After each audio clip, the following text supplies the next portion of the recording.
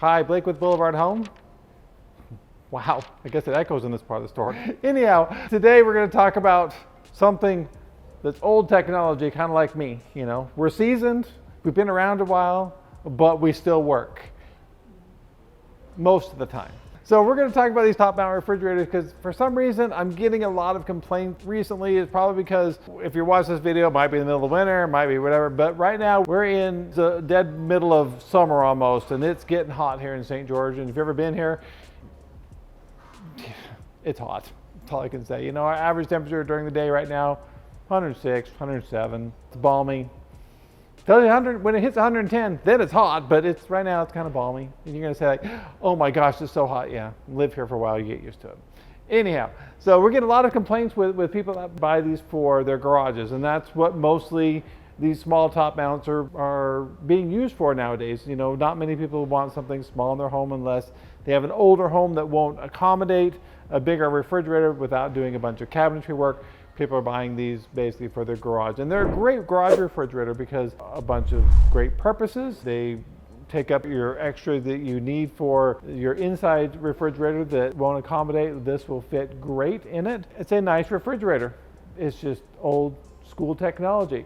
Now, a couple things with this type of refrigerator I'm going to be making you aware of for people that live in the really cold part of the country. Okay, this unit here only cares what the temperature is in the refrigerator section. It doesn't care how cold the freezer section is.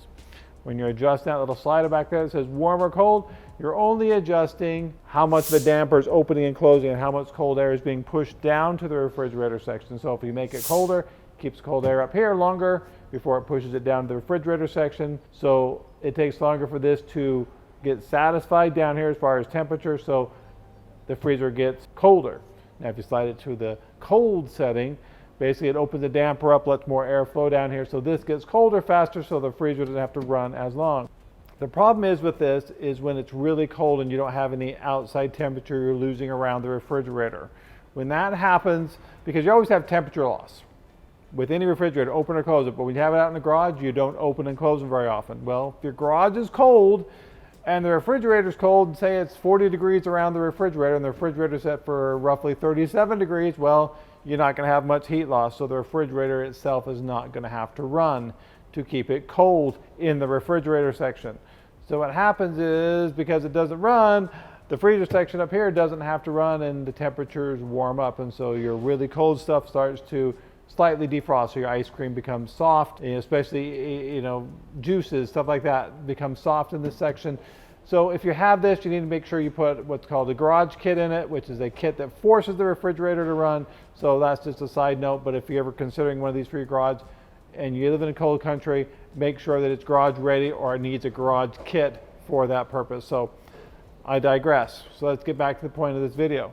Well, where we're having problems is with this refrigerator is, this type of refrigerator, not this brand, but this type, well, they share the same air chamber. So basically this is tied into this because that's where it gets its cold air from. As you all know, if your garage is graded properly, when you walk out the door into your garage, it slopes down toward the door of your garage. And the reason for that, so if you ever have leaks or anything in there, it slopes down and goes down the driveway and goes out the door. If you ever have your water heater goes bad, if that's where it's at. If you have a leak in the garage, that's where it goes, so it's not going to come in the house. Most people don't think about that. They put this in the garage.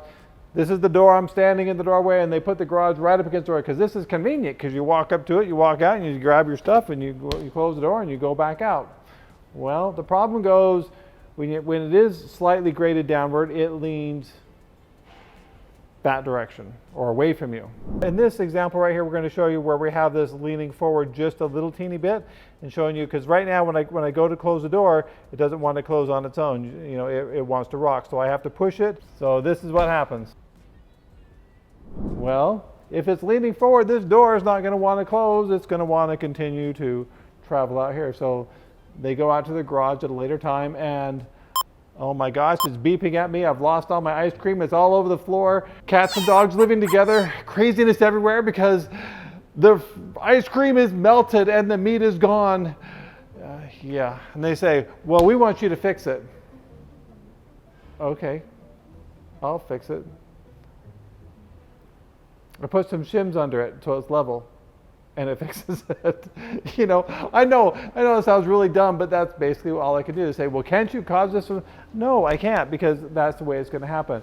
You know, you want the refrigerator possibly leaning back just a little teeny bit, so gravity is going to actually push it back, so you don't have to slam it to close it, because if you're in a normal situation where you close it like this, you can see the door doesn't open. But again, we're not going uphill and going against gravity. But if I have to slam it, it'll pop that door just like that. And people say, well, it doesn't work the other way. Well, yeah, it does. You just have to do it harder. And it does pop it open. So it is sharing the same air chamber. And whoever's buying this refrigerator, I promise I didn't break it. I'm just using it for demo purposes, okay? So anyhow, so if you have this for a garage refrigerator, wherever you put in your garage, make sure it's level. Now, I'm going to tell you straight up, these refrigerators like this don't have levelers on them for the most part. LG has one, this one has one. They really don't have levelers to bring them up and up. So make sure you go down to the hardware store, get yourself some wood shims to be able to put underneath the wheels. Make sure you put levels on it. Make sure it is at least level going front to back, or in my advice, tip it back just a touch. So the bubble is just on the line or just over the line leaning back. That way, when you close it, if it pops this door open, that gravity will take it back shut. So you don't have to worry about that popping open and losing the food in this refrigerator. So as you can see, this does have a small leveler on it, but as you can see that it doesn't go down enough to be able to lean the refrigerator so it would be level, especially when the garage is leaning toward the opening of the garage. So it does have a leveler, but not much of a leveler. So it won't do you a whole lot of good as far as getting it so level. So you definitely need to put a shim right underneath the wheel right here to get it to lean backwards. So if you're thinking about getting this refrigerator for your garage, excellent choice. Can't go wrong. It's inexpensive, it works well, got everything you need. Two things to remember: garage kit if you're living in cold country, and make sure it's level. Well, I hope this video has been informative if you're thinking about looking for one of these, or just in your regular life, because you might keep wondering why your refrigerator or your freezer or anything else is not shutting properly. Well, check the level. It's pretty simple. So thanks for watching. Check out our other videos. We love to have you watch our channel. Please like and subscribe, and we'll see you again real soon.